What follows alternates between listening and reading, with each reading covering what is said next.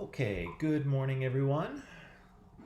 Nice to see you here. I know we're starting a little bit later, although I know you've been working for a little bit. So, Baja's here. Good morning. Casey's here. Good morning to you. Um, that article was very long. Yeah, it it is a little bit long.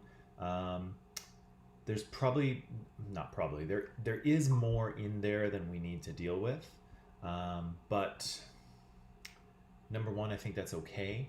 I think it says a lot of things that we should know. Um, and, it's tough to. Sometimes I think it's tough to find material that's at the appropriate level for us. There's lots of very complicated academic stuff that exists that we could find, but again, it's just too much. But I don't like giving you guys stuff that's too easy. I don't like I don't want you to read it and feel, like it was written for, a 12-year-old. I think that, so I want something that is not insulting to your intelligence. And so sometimes in the process of trying to find those, I tend to give you more rather than less. But it's tough to find. I know that it was long. It was probably a little bit of a difficult read in places, but that's okay. We'll take from it what we need and what we can, and some of the stuff that's in there we'll just leave it because it's too much for us. But I know there's a lot in there, Baha, for sure. So Casey's here. Good morning, Casey. Mashid is here. Good morning, Mashid. Tika's here. Good morning. Good morning, Ivan. Actually, I guess it's not morning for you, Ivan. I guess it's evening for you. Jenna. Hi, Jenna.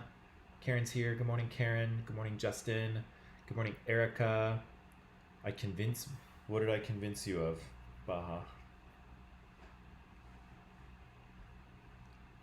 What did I convince you of?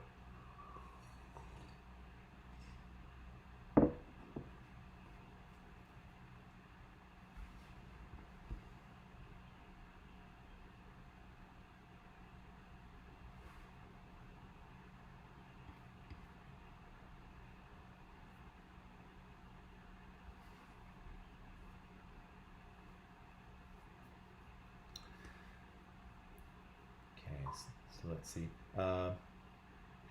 Giving us long articles matches our abilities. Well, that's what I try to do. I try to get something that is, um, yeah, appropriate to where you are, or maybe just a little bit much, because I think it's okay to push it a little bit. I think as long as we don't totally lose ourselves, I think it's okay to push the envelope. Um, okay, so here's what we'll do this morning. You've read the article, or hopefully most of it at least, and so we can talk about that. But first, I think I promised to go through a little bit of finding sources, and I did get a request to talk about paraphrasing as well. So I'll talk about both of those things. And so the plan is, what I'm about to do here is I'm going to pretend that I'm doing the assignment that we have to do, and I'm going to try to find myself an article that will work for me. Okay? And so, as a disclaimer, I haven't um, I haven't planned this out in advance, so I didn't do any searching for anything. So I don't know how I'm gonna do. It's not gonna be like one of those, cooking shows where they show you how to cook it and then magically it comes out of the oven and it's already cooked. I haven't done that. I don't know what I'm going to find. It's possible that I won't find anything at all, um, but I'm going to make an honest attempt to do what I'm asking you to do live on the air. So we'll see how that goes. So I'll do that, and then we'll talk a little bit about what paraphrasing is and how it works. And paraphrasing is not really as difficult as you think. We do it all the time. We just don't really realize that we're doing it. And so we just need to, it's one of those things that we kind of know how to do. We just have to pay more attention to the fact that we're doing it to do a good job. That's all. Okay, so I'm gonna jump in and I'm gonna do this. Okay. So, where are we? I may go to my desktop here. That's not what I want to see. This is what I want to see. So, there's two ways. Actually, I'm going to go back here. So there's kind of two ways that we could that I mentioned looking for an article. One of those ways is to go through the Columbia College Library, which is again a good skill to have. If you go through the college library, sometimes it's more difficult to find what you're looking for, honestly. Library databases and search engines are not nearly as good as Google is.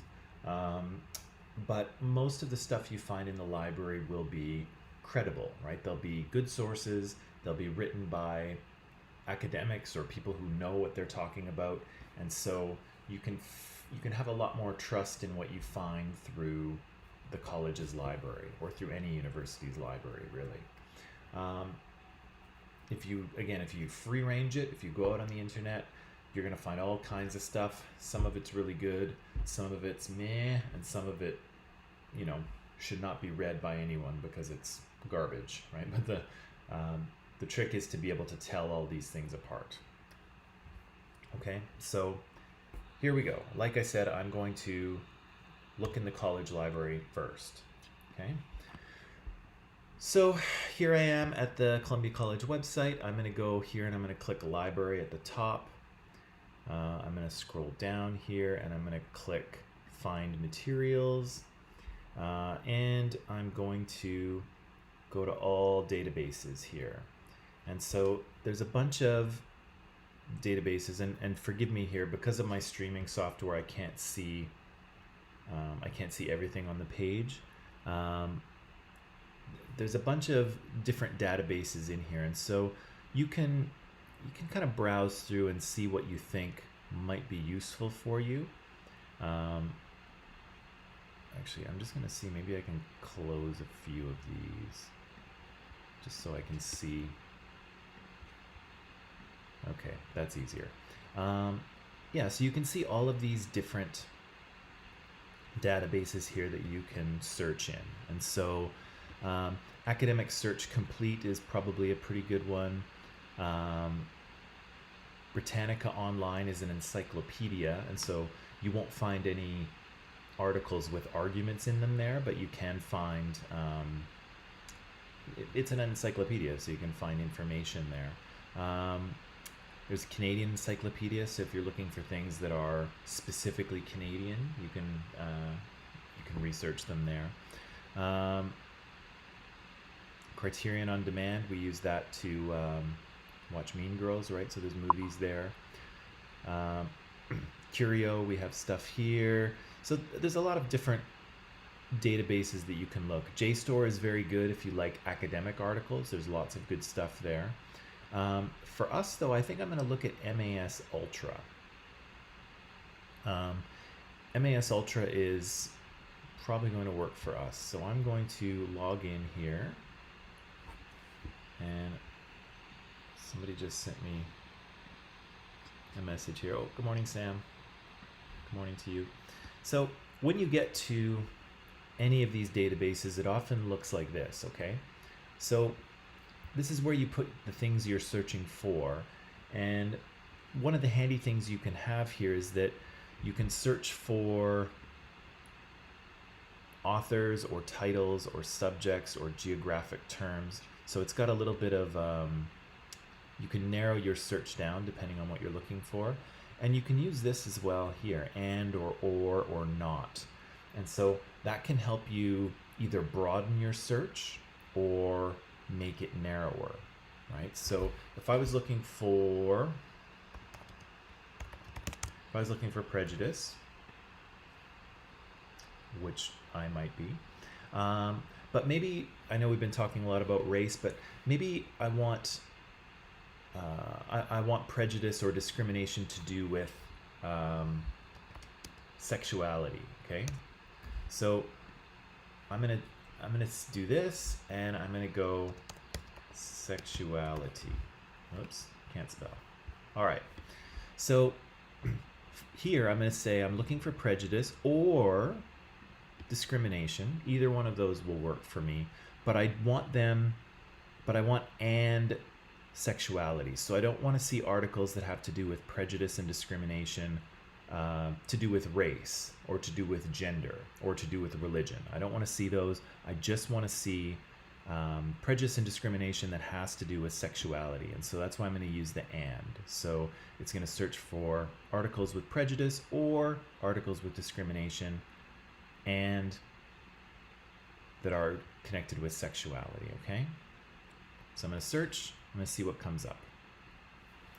Okay, so only 136,000 results. That should be easy, right?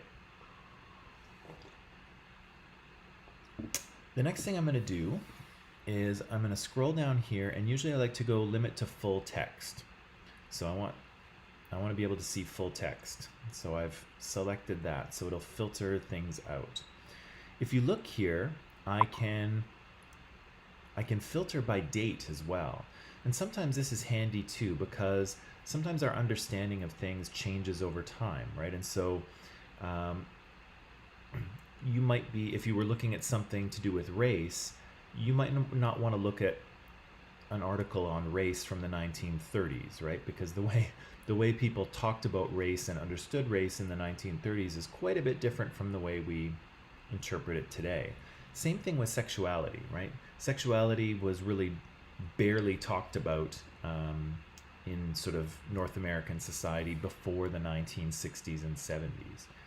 So what I'm going to do, just to make things easier, is I'm going to drag this over, and let's just say I just want to see things that are recent, okay? So I only want to see things in the last 20 years. I don't want to see stuff from the 1980s or 70s, okay? Ooh, so now I'm down to 87,000. Wow, all right. Now, source types is an interesting thing to look at too, because this can help you filter out some of the things that you do not want to look at, okay? So in this case, primary source documents, we don't want to look at primary sources, okay?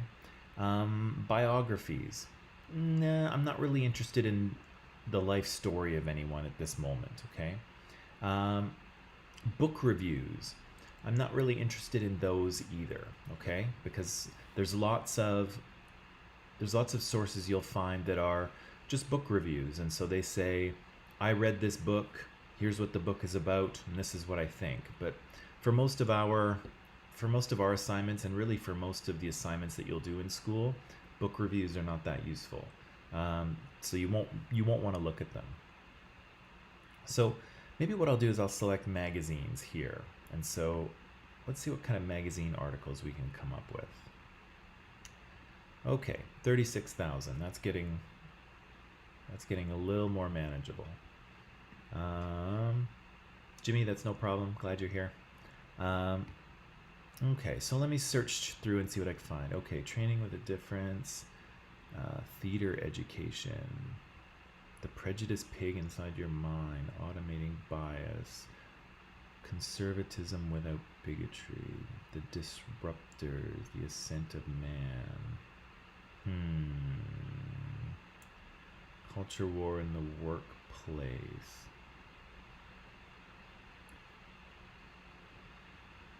The other thing I'll look at too, and this is a little bit of intuition, right? You have to kind of read the titles and see if they sound like something that would be useful to you. The other thing I look at too is I look at the title, and I also look at the page number, right? So here we have a 9-page article. That's a lot longer than I want to deal with for this assignment, okay? So I'm going to leave it. Why did they hate us?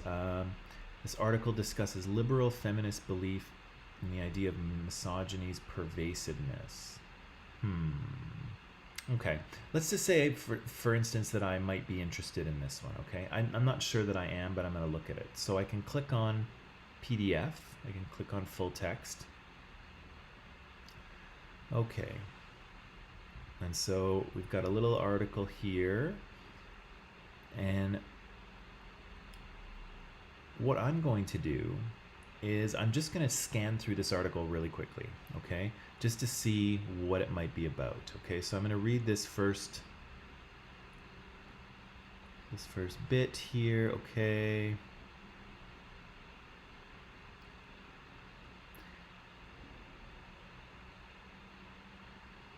And really what I'm doing as I roll through this is I'm scanning it. So I'm looking at what words kind of jump out at me, and I'm also looking at the first sentence of each paragraph, okay? Because that will give me some sort of idea what the whole thing is about really quickly, okay?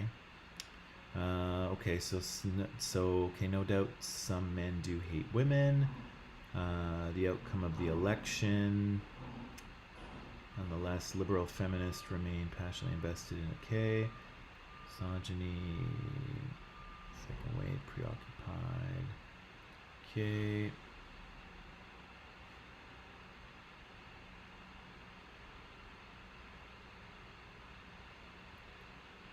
Lens of misogyny is part of our problem.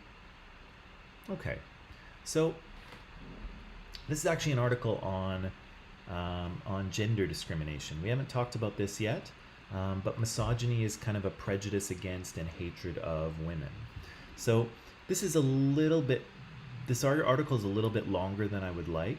I think it would work, but I think it's also kind of a complicated one. And so for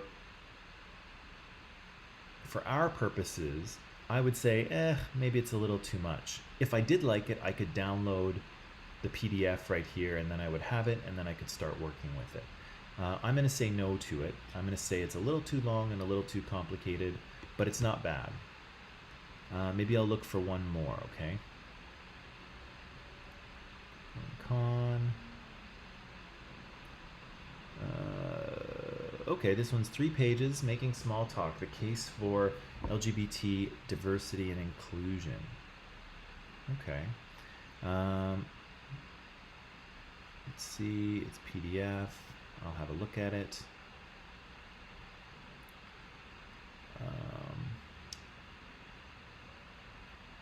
Data suggests about 75% of any organization's LGBT population remain in the closet because they're too scared.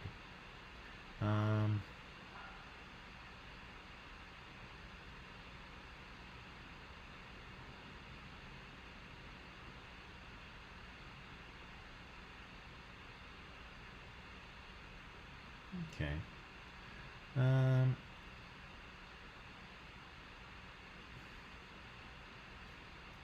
This one might be okay too. Whoops. This one might be okay too. I'm not sure if there is an argument in it. It's certainly a decent topic to write on, I think. And it's certainly short enough so that I'm not going to be overwhelmed with it. But I'm not sure if there's an argument, so I would have to dig into it a little bit more in order to know for sure. But again, if I liked it or if I wanted to look at it a little bit later, I simply download the PDF and then I can start working with it, okay? Now, before I go any further, how is that? Is that helpful to you? Duong, that's okay. Is that helpful to you so far? Does that make sense? Or do you want to ask me some questions, or do you want me to do something else before we go on to searching the larger internet?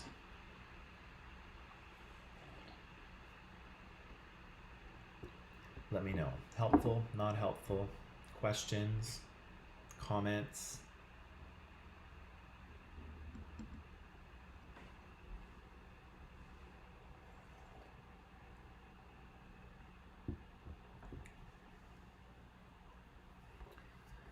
Okay, so Sam thinks that's helpful. Okay. Karen's okay. Well, I know you're okay, Karen. You're good. Again, really what I'm doing is I'm going through these searches and I'm looking for things that sound interesting. Casey's okay. All right. Things that sound interesting. Things that sound understandable. Like if I have a title that I have no idea what they're talking about, I might skip skip by it. I'm looking for an article that's not very long for this assignment. And I'm looking for something with an argument, okay? And so I kind of scan through those things as I go. And when I find one that is, that I think is potentially okay, then I open up that article, and if there's a summary at the top, I'll read that, or I'll kind of read the first sentence of each paragraph just to kind of get a feeling of what it might be about, and if there is an argument there, if the article is trying to convince me of something or not, okay? And so again, it's doing that is a bit of a skill, it's a bit of an intuitive process, but the more you do it, the easier it gets, okay? So it looks like we're okay there. Let's go to the internet itself and see what we can find, okay? So searching the internet is different because most of the stuff we find in the library is going to be peer reviewed, which means that before it gets published, other academics actually look at it and make sure it's good enough to publish. And so that means that for the most part, the stuff we find in the stuff we find in the library is pretty credible, so we can believe it. Out on the internet, who knows, right? Anyone can publish anything out there. We don't know if the person knows what they're talking about or if they're a crazy person, and so we have to be a little more careful about what we choose. The benefit of being out on the internet, of course, is that you can access things that are more current in many cases. Lots of academic literature takes a while to get published, and so if you really want to look for an article on the protests surrounding the death of George Floyd or Breonna Taylor, you're going to need to go to something, you're going to need to look on the internet because this is happening right now. People are writing about it right now. And, if you go to the academic literature, nothing's going to be published on that for quite some time, okay? The other benefit of being out on the internet is that because things are less academic, it'll be easier for us to read and understand, okay? So academic literature is kind of, the articles tend to be longer, they tend to be more complicated, and they tend to be written for other academics, other scholars. For out on the internet, we're going to find stuff that is written more for people like you and me, right? People who are super smart, but we're not academics. So that's what we'll look for next, okay? All right.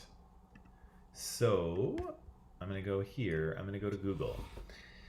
Okay, so let's say, and sexuality.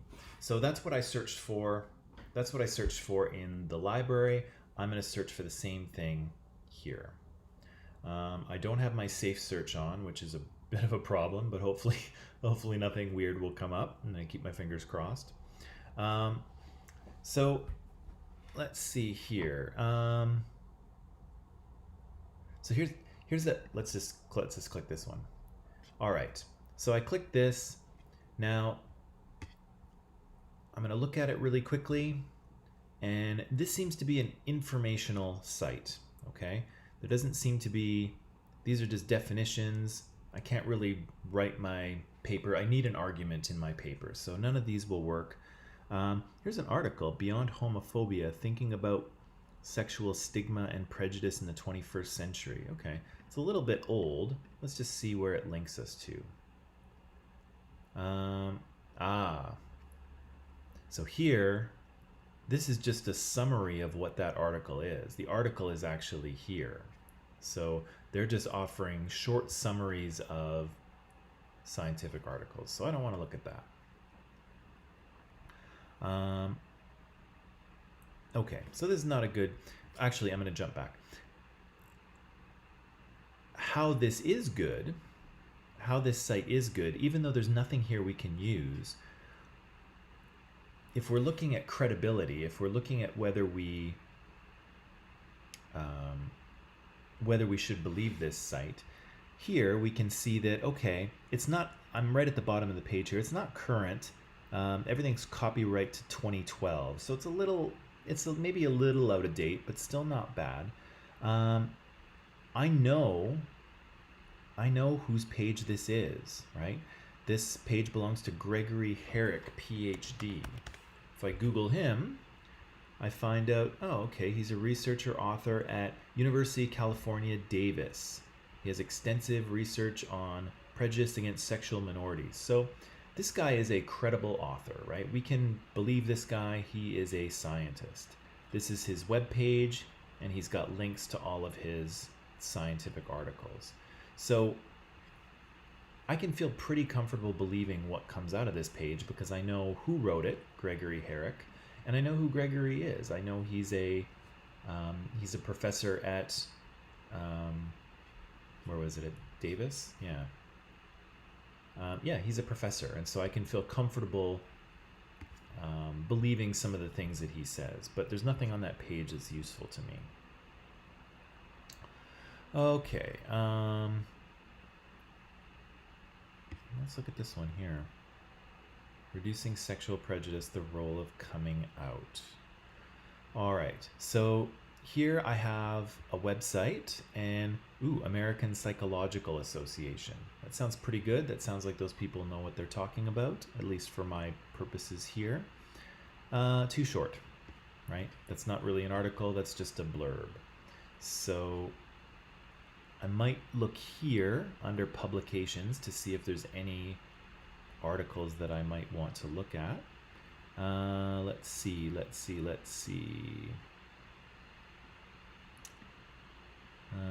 what's here under sexuality. Study, a call for papers. This is a guide for being you. Transnational psychology of women. Okay, I don't know that I see anything here. Actually, let's look at this one.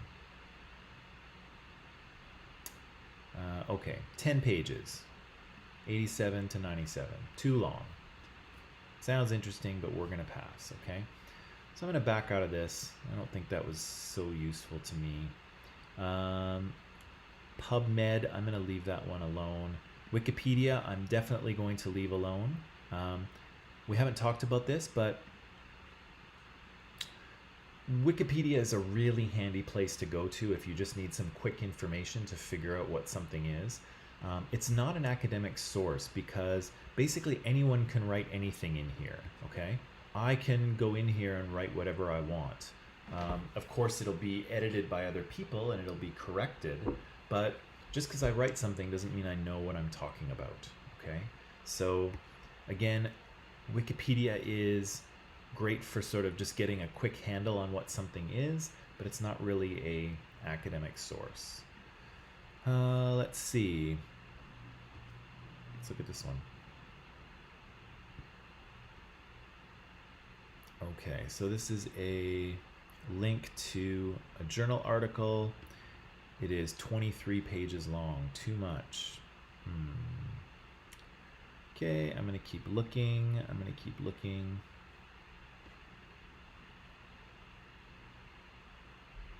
Okay, so I don't see much. Maybe what I'll do here is I'll change my search term. Oh, sorry, I just can't see what I'm doing here. Discrimination.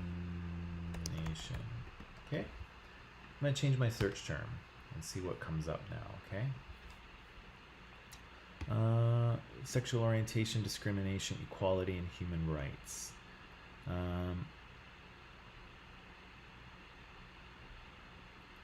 Okay, so this is more of an information page. I don't think there's anything here. Lots of good information, of course, but not really an article. Let's see.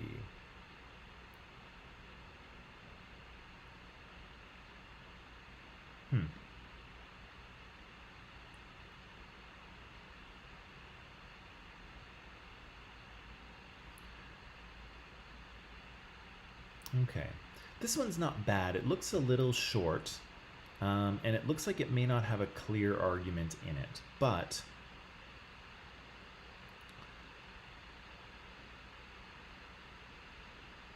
yeah, this one's a little short and doesn't have a good argument, but we're getting closer. Um, let's see, example, Human Rights Commission. We might have to sort of sift through a lot of these informational sites first. Impact, your rights, courses.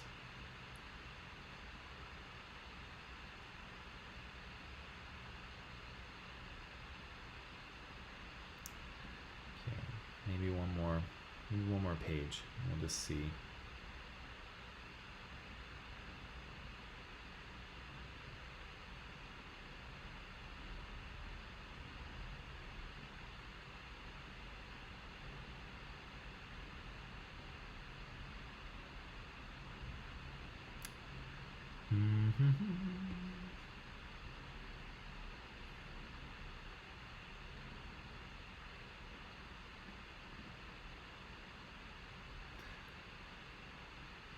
Ah, here we go.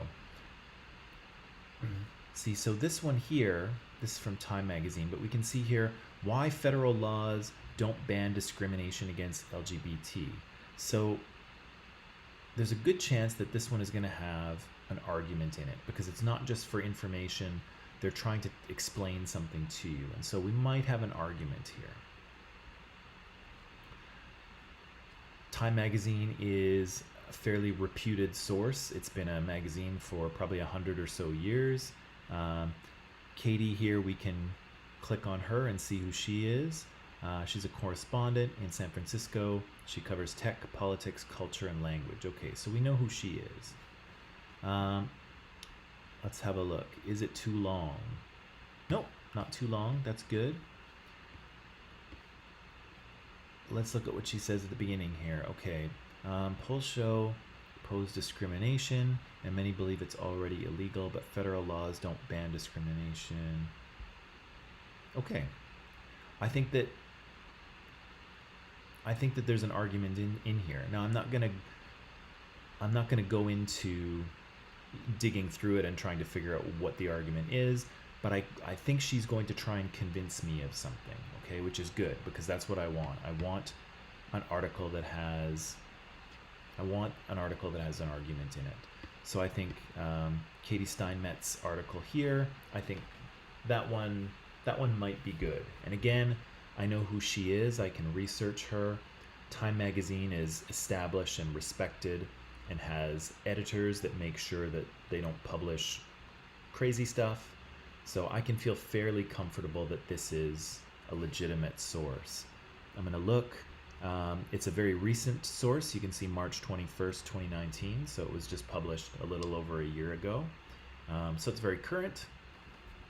It's in an established magazine. I know who the author is.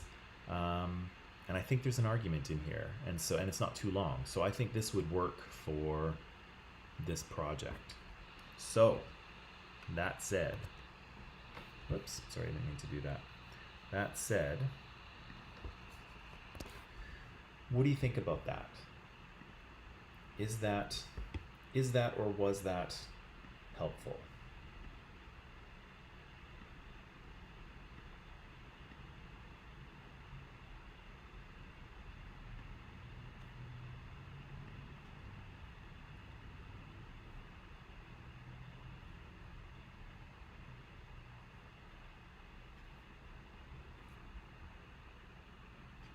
Okay, so Sam says yes, all right.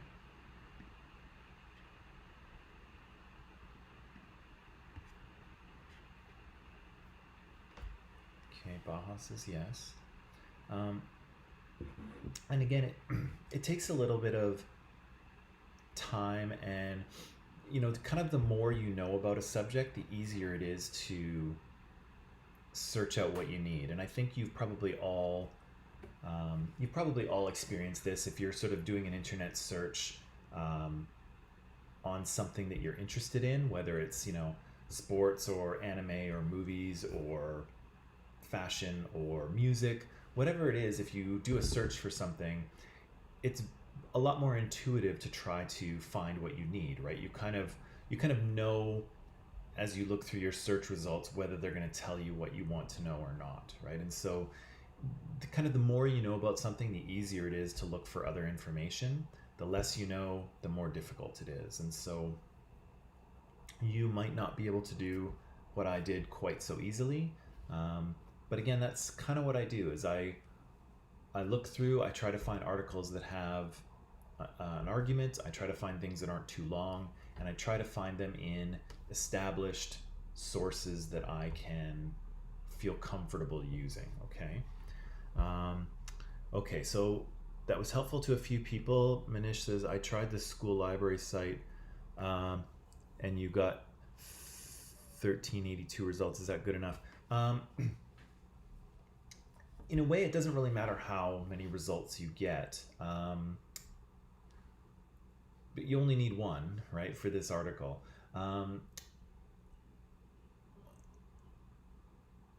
In theory, if your search terms are good enough, so if the things you put in the boxes are good enough, you can narrow down your field of results to exactly what you might want to find, okay? Because you don't just want to put inequality in the search box and then manually look through a million results, right? That's not good. So Manish, if you could narrow it down to just 1,300, that's kind of good, right? Because then you don't have to look through quite so many titles to hopefully find the thing that you're looking for. And so again, the better your search terms are, the more you can narrow things down, and the easier it will be to find the thing that you want, right? And again, that's the useful thing about the college or the database searches, is that there's 3 fields, and those can help you narrow things down, right? On Google, you can put something in and you'll get 4 million results, and it will organize them in terms of relevance or in terms of who has paid Google, right? But so yeah, the library search can help you narrow things if you kind of know what you're looking for. And yeah, the narrower it is, the easier it is to find, right? You don't have to go through a million results on your own. So yeah, I think that's not bad. But yeah, you only need one, right? So okay. Is that okay? Do you have further questions? Can I leave that? Can I talk about paraphrasing? What do you think?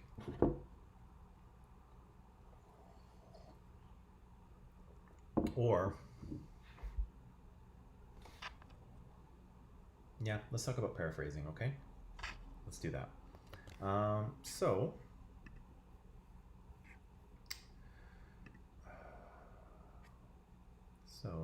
yeah. All right, so we talked about this. Yeah, so again, when you're looking at your source, and especially on the internet, look at accuracy. And so again, you might not know if all the information is perfectly factual, right? Because you might not be an expert in the area, but look at the grammar, look at the spelling. I'll say this.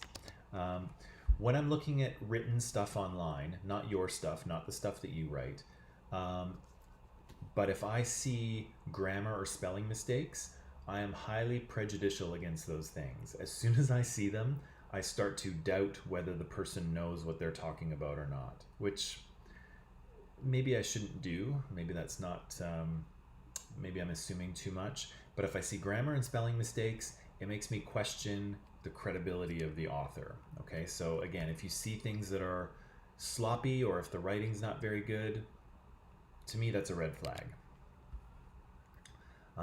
Again, we want to be able to see who the author is, and we need to be able to search them. And so the professor that we saw earlier on, I forget his name now, Gregory Hennick, or whatever it was, we could search him, right? And the article from the LGBTQ the author of the LGBTQ article that we just found, we can search her out as well and figure out who she is. So both of those boxes are checked. The last article we found, it was current, right? It was only a year old, so that was good. Is the content balanced? Is it fair? We would have to read through to figure that out. Maybe we'll talk about that one a little bit more later. And again, is it relevant to what we're looking for? I think it was, right? We were looking for things to do with prejudice and discrimination and sexuality, and we found an article on LGBTQ rights. So all those boxes were checked. All right. So by demand, what I asked you to do, what I asked you to do in this assignment is to figure out what your author was arguing and paraphrase that argument, okay? And when you paraphrase, you're basically retelling the argument to someone else, to me, but not using the exact same words, okay? And what I mentioned at the beginning of class is that we kind of paraphrase things all the time, right?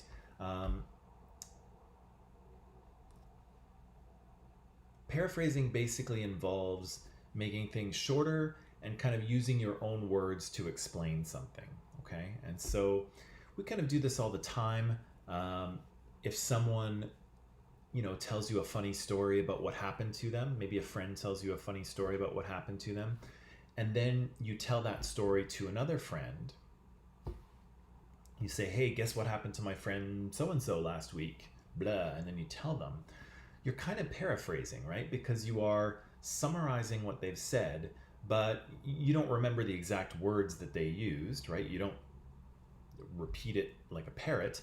You kind of tell them the same story with your own words, right? You paraphrase their story. And so we do this kind of thing all the time. It's just that we don't give it a fancy name. So yeah, paraphrasing is your own version of the essential information and ideas expressed by someone else. And so again, imagine your friend tells you a funny story of what happened when they,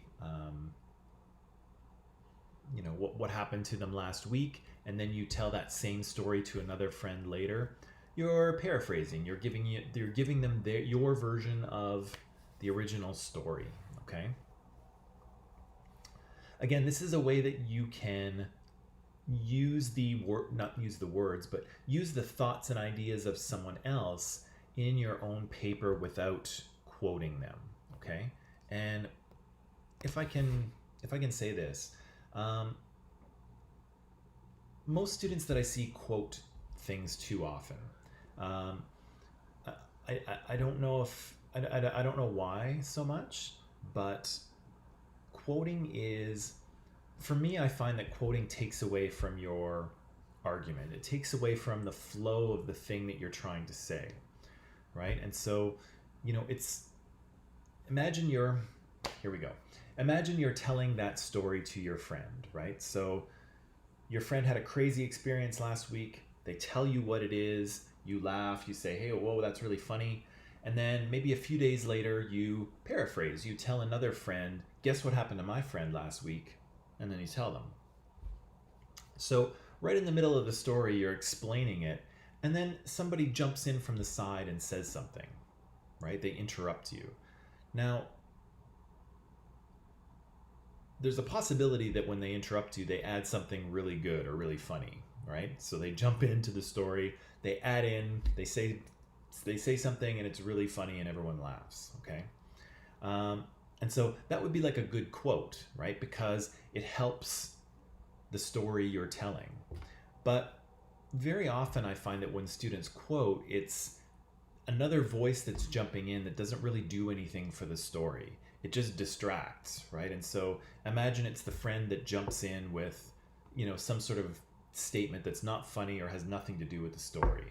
And you're like, okay, dude, just wait till I'm done, right? And so it breaks your rhythm, it breaks the story. And so I would say really only quote people with quotes, only quote people when it is you really have to hear their words, okay? Like their exact words are important, and it really helps what you're trying to say. Then quote them.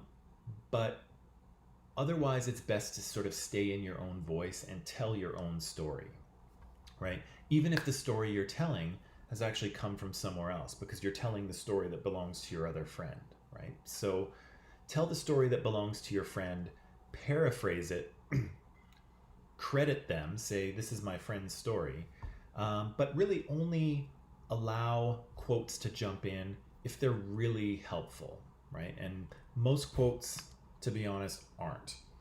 So I would try and avoid quoting people as much as you can, unless you really need to. So here's an example. Sorry, I'm going to jump ahead. Here's an example. So an original passage. So students frequently overuse direct quotation in taking notes, and as a result, they overuse quotations in the final research paper. Oh, I just talked about this. Probably only about 10% of your final manuscript should appear as directly quoted matter. Therefore, you should strive to limit the amount of exact transcribing of source materials while taking notes. Okay, so that's a written passage, okay? Here's a good paraphrase. So in research papers, students often quote excessively, failing to keep quoted material down to a desirable level.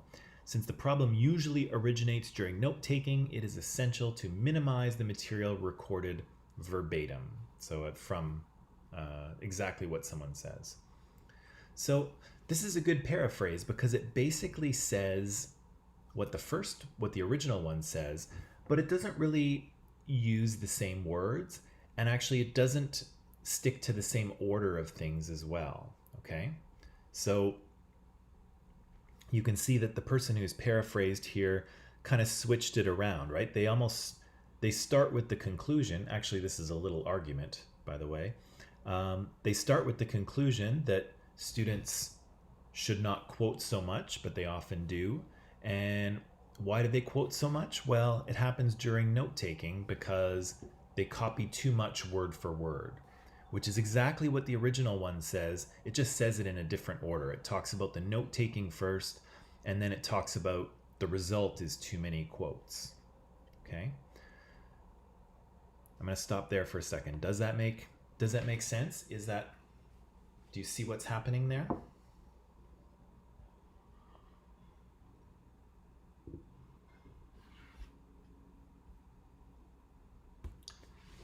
Yes, no, maybe so.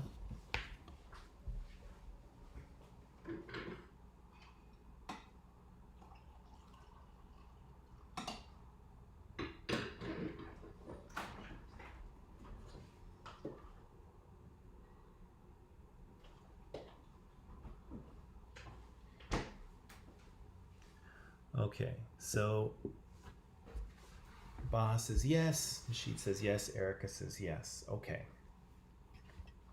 Keep it coming, yes, no, or questions, okay? Karen's good. Yeah, so this is a good paraphrase. It's a little bit shorter than the original one. It basically says the same thing, but it doesn't use the same words, and in this case, it kind of switches up the order a little bit too. So the paraphraser here, the person who's written the bottom one, has basically explained what the person on top said using basically their own words, which is what you want to do. Here we have not really a paraphrase. Yes, I will post it, Casey, absolutely. Here we have the original passage again, so it's the same one as we just saw. But we have a summary. So a paraphrase is basically saying the same thing with different words. Summaries are a lot shorter. And so here we have, students should just take a few notes in direct quotation from sources to help minimize the amount of quoted material in a research paper. Yeah, that's what the first part says, just very quickly, right? In a one sentence summary, that's what they say. So it's not quite a paraphrase, it's just a summary of the idea. Now, here's what we don't want to do, okay? And I've seen a lot of this, but here's what we don't want to do. And it's very easy to It's very easy to do accidentally, and of course it's very easy to do on purpose. Sir, you just quoted. Did I quote? Well, that's okay. Sometimes I'm allowed. Sometimes you can quote as long as it's important, Baha.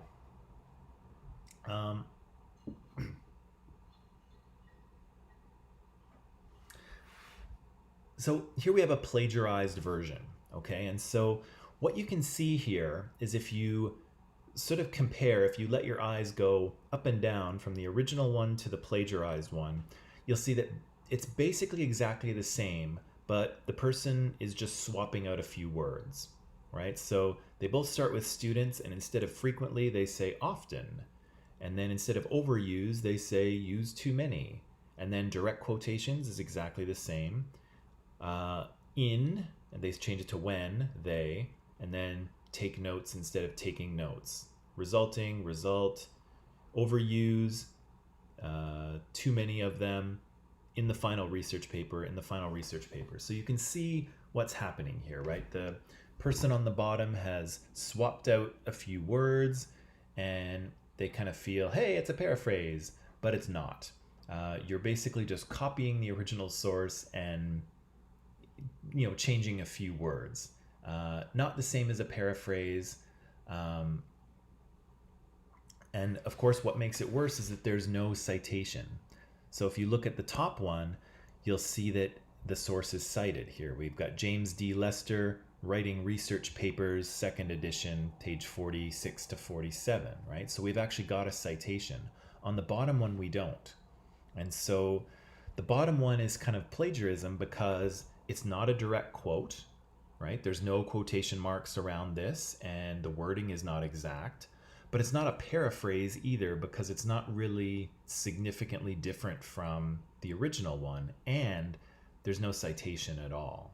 So that's plagiarism, okay? That's what we want to avoid. So we don't just want to swap out a couple of words. That's no good. And we do want to cite our sources. So if I go back to the original correct, the legitimate paraphrase, you'll see again that it says the same thing, right? The idea is the same, but it uses different words, right? It's another person's understanding of the point the first person makes. And again, there is a citation. You see Lester 46 to 47. So this person on the bottom here has paraphrased the original thing. They've restated it in their own words, and they told you where it comes from, right? So we know that when we read this, it's not the paraphraser saying that students use too many quotes. It's actually James Lester that's saying students use too many quotes, okay? So how does that sound? Is that new information for you? Is it old information? Did you know that already? Was that little example of your friend telling you the story and then you tell it to someone else and then there's the person on the side throwing things in? Did that help a little bit? Or did you know all this and I'm just telling you stuff you already know?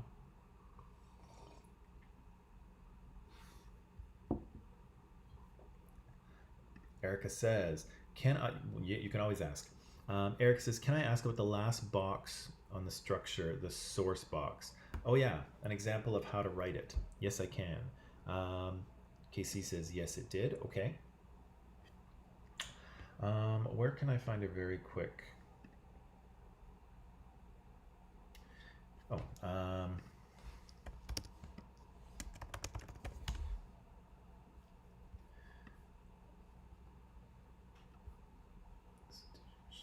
here we go.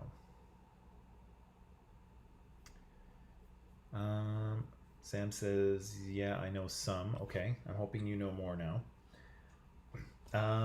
So Erica, to answer your question, so the citation, what I'm looking for is for you to tell me what your source is. And so if you can Google things, and here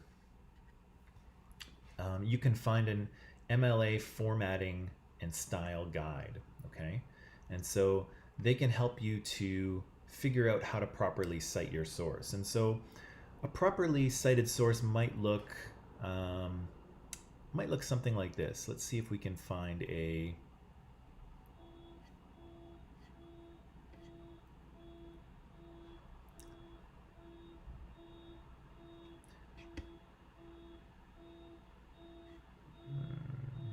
okay, let's look at this. So here we can see there is this is what a proper citation would look like. So you can see we've got the author of this piece of work here, Alaknada Bagchi. That's the author. Here we have the title of this thing, Conflicting Nationalisms, the Voice of the Subaltern in Mahasweta Devi's Bashitudu. Okay, so that's the title. This is the thing that the article appeared in. So it's a journal called Tulsa Studies in Women's Literature, Volume 15. That's where the thing was published. And then when it was published and the page numbers, okay? And so if you go to this site, or if you just Google MLA style guide, you'll find a few sites that tell you how to sort of go about this, and the sites can help you out. But really all you would need in that little yellow box, I think it's a yellow box, Erica, all you would need is something that looks like this, okay? Something that shows where the source is, so that if I wanted to go back and find it and read it for myself, that I would be able to do that. And that's the role of citing sources for everyone in all forms of writing. If you say that Alaknada Bagchi, if you say that she says something in her paper, I want to be able to go back and read her paper and make sure you're telling me the truth. Not that I wouldn't believe you, because I would, but in academics, we need to be able to find out where information is coming from and verify it, make sure it's correct. And so if you said that Alaknada Bagchi said this thing, I want to be able to find that article for myself and read it so that I can make sure you're telling me the truth, okay? And so that's part of the reason why we cite our sources. The other reason that we cite our sources is because we're giving credit, right? So somebody's worked very hard to figure something out, to invent something, or to create some sort of scientific discovery or piece of information, and we want to say thanks, right? Thanks very much for doing that. Academics cite things all the time, and really a lot of what academics do is based on the work of others, okay? And so in the first part of many academic papers, you'll see basically just lots of citations. You'll see, this author did this author did that, this research team found this thing, and so it's basically just acknowledging all of the things that came before and all the work that came before these academics actually get to the little thing that they did. So citation is an important part of academics, and once you kind of get the hang of it, it's not super difficult. But that's what you would do. You would go to a website like that, and it'll tell you how to format your citation so that I know where to find it. You're very welcome, Erica. That's no problem. Karen, the retelling of the friend's story helped. That's good, because I just made it up. Sometimes none of this is rehearsed. So sometimes I get up here and I just hope the right thing comes out of my mouth, and sometimes it does. Dika says thanks. I say you're welcome. Okay. So maybe we'll leave it there for today, unless you have any other questions. If you have other questions, you can ask in the live chat here quickly. I do want to have a quiz with you. I do want to have an oral quiz with you on Monday. Okay, so be ready for that. And I think we'll do classes 10 to 16. That's what we'll do for quiz material. I think last time we did a quiz, it was classes 2 to 8. So we'll go material from classes 10 to 16 for this next quiz. And again, we'll do the same thing. I'll have a meeting open in Microsoft Teams and you can just jump in and out.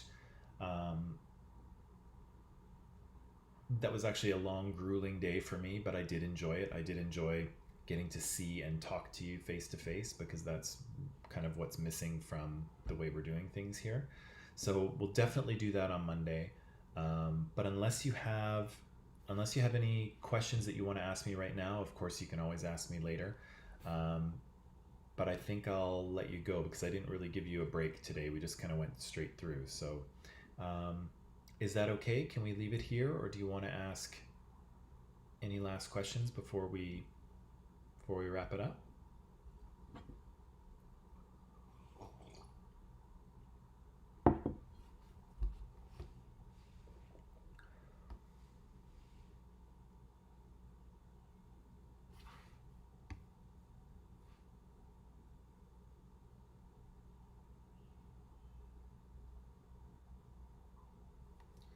Okay, so Sam's okay. That's good. Erica's okay, good. Karen's good.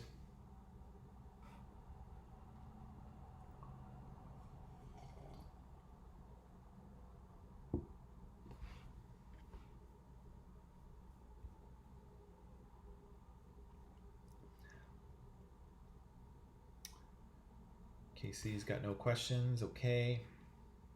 All right.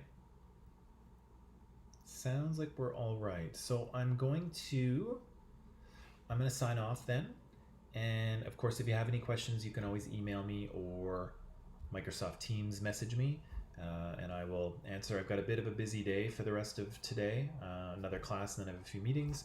But of course, I'll do my best to respond to you as soon as I can if you have a question. So yeah, I'll leave it there. Thank you for being here. I hope that was helpful for you today. And I'll see some of you in 20 minutes, and I'll see some of you tomorrow. Okay, so bye.